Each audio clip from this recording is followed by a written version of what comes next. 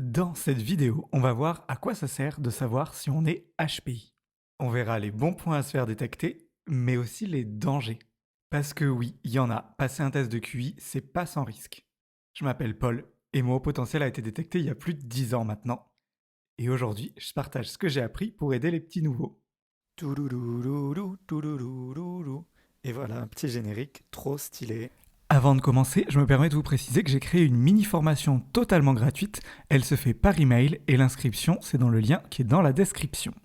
On va commencer par voir les raisons pour lesquelles c'est utile de savoir si on est HPI ou non et de se faire détecter. La première raison, c'est la compréhension de soi. Parce que, bon, c'est la plus évidente en fait, mais se faire détecter, ça peut aider à mieux comprendre ses propres fonctionnements, ses forces et ses faiblesses, et à expliquer pourquoi on peut se sentir décalé ou différent des autres. Et ça fait vraiment beaucoup de bien, parce que souvent les personnes qui passent un test de QI et qui se font détecter, c'est qu'il y a eu des problématiques avant qu'ils ont rencontrées pour qu'ils arrivent au point d'aller voir le ou la psychologue pour se faire détecter. Et c'est des problématiques sur lesquelles on n'avait jamais vraiment pu mettre des mots. On comprend pas ce qui se passe, pourquoi on est différent, pourquoi il y a ça, pourquoi on pense différemment. Enfin, on comprend vraiment pas. Et du coup, pouvoir l'expliquer, mettre un mot dessus, ça fait du bien. Et surtout, si on met un mot dessus, ça veut dire qu'on n'est pas le seul ou la seule à avoir ce problème, entre guillemets, même si c'est pas du tout un problème. Mais ça fait du bien, vraiment, de se rendre compte qu'en fait, on n'est pas la seule personne qui vit ça, quoi. Bon, et alors en plus, maintenant, vu que c'est assez médiatisé, cette histoire de HPI, les gens savent de quoi il s'agit juste quand on leur dit HPI. Mais c'était pas toujours le cas. Au début, il fallait expliquer ce que c'était qu'un HPI. Mais malgré tout, la sensation de bien-être, entre guillemets, de repos, elle était là. Deuxième raison qui peut être utile quand on se fait détecter, c'est que surtout si c'est pour un enfant, ça peut permettre de mettre en place, d'expliquer des besoins éducatifs spécifiques. En fait, se faire détecter HPI, surtout quand on est jeune et qu'il y a l'école, l'université, tout ça, quand on est adulte, généralement on apprend moins, même si je pense qu'il faudra apprendre toute sa vie, mais c'est un autre débat. Ça permet de détecter en tout cas des besoins spécifiques, des besoins éducatifs spécifiques, et c'est notamment vrai. Les enfants, par exemple, on prend souvent l'exemple des maths, et les enfants précoces, ils trouvent la réponse à un problème de maths, mais pour autant, en fait, ça allait très très vite dans leur cerveau et ils n'arrivent pas à expliquer le chemin enfin, comment ils en sont arrivés à cette réponse. Pour autant, ils ont la bonne réponse. C'est parce que ça va très vite dans le cerveau qu'ils ont des automatismes et des règles de multiplication, par exemple, des choses comme ça qu'ils connaissent par cœur, mais ils n'arrivent pas à savoir que c'est cette règle-là qu'ils ont appliquée. Ou alors, il y en a certains qui sont en difficulté scolaire parce que ça va trop vite, parce qu'ils s'ennuient, parce qu'il y a plein de raisons possibles et expliquer à l'équipe éducative, par exemple, que c'est lié en partie au potentiel intellectuel, ça peut faire beaucoup de bien à l'enfant. Et surtout, l'enfant, il va arrêter de penser qu'il est nul si jamais c'est qu'il avait des difficultés. Et si jamais c'est un bon élève, ce qui était mon cas, moi j'étais un bon élève, j'avais des grosses facilités et tout, je n'ai jamais eu besoin d'apprendre à travailler. Parce que je lisais une fois le cours et c'était bon, j'étais prêt pour l'évaluation. Et quand ça s'est compliqué un peu à partir du lycée et les études supérieures, j'avais jamais appris à travailler et il y a eu vraiment un retour de bâton qui a été très dur. C'est à peu près à ce moment-là aussi que j'ai pris conscience que j'étais surdoué. Mais si je l'avais su avant, je pense que j'aurais pu apprendre à apprendre, en fait, trouver des moyens pour me dire attention, tu apprends vite, c'est pas totalement normal, même si c'est trop cool, mais prépare le coup que ça va pas toujours être comme ça, quoi. Aussi pour les enfants, il y a des classes spécifiques. Alors soit c'est des classes spécifiques, soit c'est des écoles entières qui sont spécifiques. C'est pas forcément adapté pour tout le monde. Il y en a chez qui c'est bien, il y en a avec qui ça matche pas. Là, c'est vraiment au cas par cas. Ensuite, se faire détecter HPI, ça peut avoir un impact sur l'orientation professionnelle parce que ça peut aider à orienter ses choix de carrière vers des domaines qui valorisent des choses où les HPI sont normalement plus à l'aise, notamment la créativité, la résolution de problèmes complexes ou l'innovation. Alors je voudrais ajouter à ça, mais ça rentrait pas trop dans la slide, que on n'est pas obligé de changer de métier quand ça fait ça. Parfois, c'est bien juste de rajouter un peu de créativité, par exemple, dans son métier. Euh, Moi, bon, maintenant je suis à mon compte et là j'ai plein de créativité à créer des vidéos et des trucs, c'est trop cool. Mais avant, euh, je bossais dans l'événementiel et j'aimais beaucoup, enfin ma créativité s'exprimait notamment via Excel. J'adorais créer des tableaux Excel et j'adore toujours, mais je le faisais beaucoup plus avant, qui faisait plein de trucs. J'en avais pour tout. Et je pense maintenant que je l'analyse que c'était vraiment un moyen où j'exprimais ma créativité, où j'avais un problème. Il fallait que je trouve le plus rapidement possible tel chiffre, que je calcule des choses qui me faisaient plaisir en fait. Et de manière créative, un peu finalement, c'est de la créativité Excel, j'arrivais à trouver un moyen de le faire. Trouvez un moyen, vous, d'exprimer de la créativité dans votre boulot dans la mesure du possible. Ça ne veut pas dire qu'il faut se mettre à peindre des tableaux dans l'open space, mais trouvez des moyens, des petites missions que vous pourriez faire ou pour rajouter des touches de créativité. Encore une fois, c'est si vous n'avez pas la possibilité de changer de métier du jour au lendemain, ce qui est le cas pour la plupart des gens. Un autre truc pas mal, c'est le mode de vie slasher, ça s'appelle. Alors c'est un nouveau mode de vie, mode de travail. L'idée c'est qu'au lieu de faire un seul job toute la semaine, on va diviser par exemple en deux jobs. Le lundi et mardi on fait un premier travail et mercredi, jeudi, vendredi un autre. Ou ça peut être matin le même travail et l'après-midi un autre travail. C'est quelque chose qui plaît bien auprès des personnes que j'accompagne, enfin, chez les personnes que j'accompagne. Ceci dit, encore une fois, ça se fait pas du jour au lendemain. Je suis bien conscient que tout le monde a des obligations professionnelles et personnelles, que des fois on peut pas se permettre de changer de job et de trouver un autre job et de changer les deux en plus si on fait pas du mode slasher, si on a une famille pour laquelle il faut qu'on ramène de l'argent, des choses comme ça. Mais sachez que c'est une option et que ça plaît bien. Quatrième point pour lequel c'est intéressant de se savoir surdoué, c'est au niveau du développement personnel. Parce que s'identifier HPI peut encourager le développement de stratégies personnelles adaptées qui vont gérer les défis émotionnels et sociaux qui sont souvent associés au profil HPI. En fait, comme notre cerveau, il est différent, et ben les techniques pour mieux le gérer, entre guillemets, ben elles sont différentes. On n'a pas les mêmes techniques que tout le monde, ça, c'est vraiment du cas par cas, ce qui est logique en tant que tel. Pour ça, je vais vous faire un petit coup d'autopromo, mais je vais vous renvoyer à mon livre, c'est un livre sur le HPI, mais qui n'est pas du tout, vous n'aurez pas de théorie sur le HPI, parce que ça, je vous les file gratuitement via mes vidéos. Ce que vous avez par contre, c'est des conseils pour mieux vivre le HPI au quotidien, que ce soit du côté pro ou du côté perso. C'est que des fiches pratiques, des exercices à mettre en place. C'est du développement personnel pour HPI, pour mieux gérer au quotidien son cerveau en ébullition.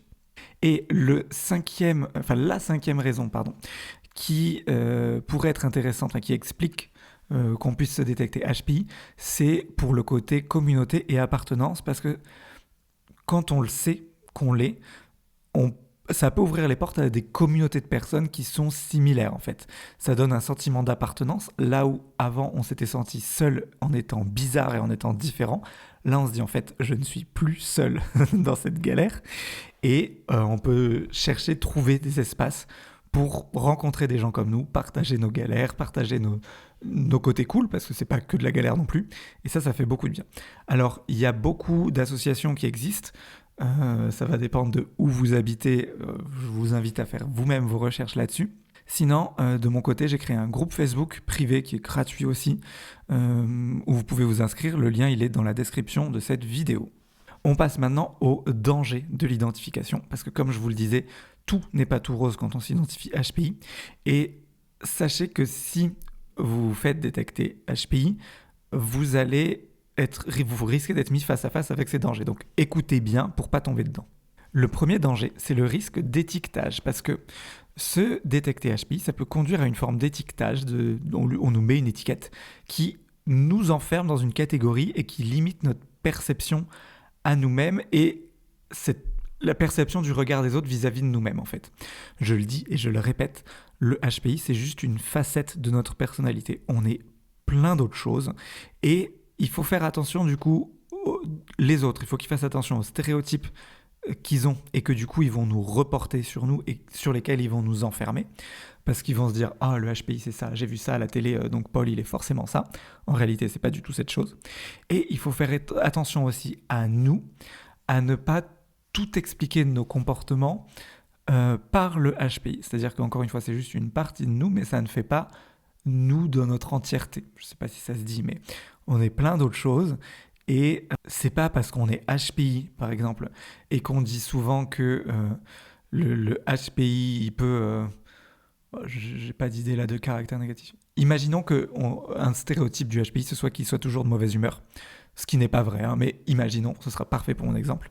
C'est pas une raison pour être de mauvaise humeur toute sa vie et râler sur tout le monde et tout, juste parce que je suis HPI. Vous voyez ce que je veux dire? Il faut pas s'enfermer là-dessus et se bloquer à ça et se dire que toute notre vie, elle est expliquée par ça. En réalité, c'est bien plus compliqué.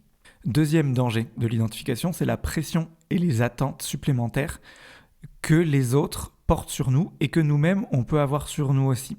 Et cette pression et ces attentes, ça peut conduire à de l'anxiété ou même à du burn-out. En fait, on a l'image, parmi les différents stéréotypes du surdoué, il y a l'image de Einstein et de l'enfant hyper intelligent qui a passé son bac alors qu'il avait 4 ans et qui fait des études sup et qui apprend à lancer des fusées, il a 6 ans. C'est pas du tout ça, la vraie vie. Il y en a qui sont comme ça, mais il y en a plein d'autres et la plupart, ils sont pas du tout comme ça. Le HPI, comme tout le monde, il a le droit à l'échec. Et n'oubliez pas que le HPI, c'est un cerveau qui va vite. Je vais pas rentrer dans le sujet dans cette vidéo, mais nos connexions neuronales se font mieux. Le cerveau, ça va plus vite dans la tête d'un point de vue biologique. Du coup, on pense plus vite, c'est ce qui fait que on est souvent en avance dans les raisonnements, qu'on trouve des idées créatives plus vite, parce qu'en fait, il y a plus d'idées qui sont générées en même temps. Ceci dit, ça veut aussi dire qu'on peut aller beaucoup plus vite dans la mauvaise direction. Et il ne faut pas l'oublier non plus, ça ne nous rend pas intelligents. Enfin, notre cerveau va plus vite, mais c'est pas ça qui veut dire qu'on va plus vite vers la meilleure réponse. On peut aller plus vite dans la mauvaise direction aussi. Donc, attention, on a droit à l'erreur. Faut que tout le monde l'entende. Vous-même, en tant que HPI, entendez-le. Et les autres aussi, s'ils m'écoutent, entendez-le. Troisième danger de se faire détecter HPI, c'est l'isolement social. Je l'évoquais un petit peu, mais ça peut accentuer le sentiment d'isolement si l'individu se sent différent et surtout s'il est perçu comme tel par ses pairs. Et le HPI, il peut avoir régulièrement des relations sociales qui sont un peu compliquées. Ça peut être dans la cour de récré, ça peut être lié par exemple au fait qu'on a des intérêts qui sont complètement différents de ceux de nos camarades. Et que du coup on est vu un peu comme le bizarre, on comprend pas ce qui se passe. Ça peut être qu'on analyse beaucoup chaque situation et que du coup il y a certaines situations qu'on ne comprend pas, on ne les voit pas du même œil que les autres. Et du coup ça complique. Si en plus de ça, il y a l'étiquette HPI qu'on avait vue un peu plus tôt, qui vient se coller là-dessus, ça rajoute à ce sentiment d'isolement et au fait que les autres ils vont nous traiter encore plus de bizarres et tout ça. De mon côté, quand on me parle du fait que je suis surdoué, et ça vient très souvent vu que c'est mon métier de parler de ça, et que souvent dans une discussion c'est à toi, tu fais quoi Paul dans la vie? Et voilà, ça revient sur la table.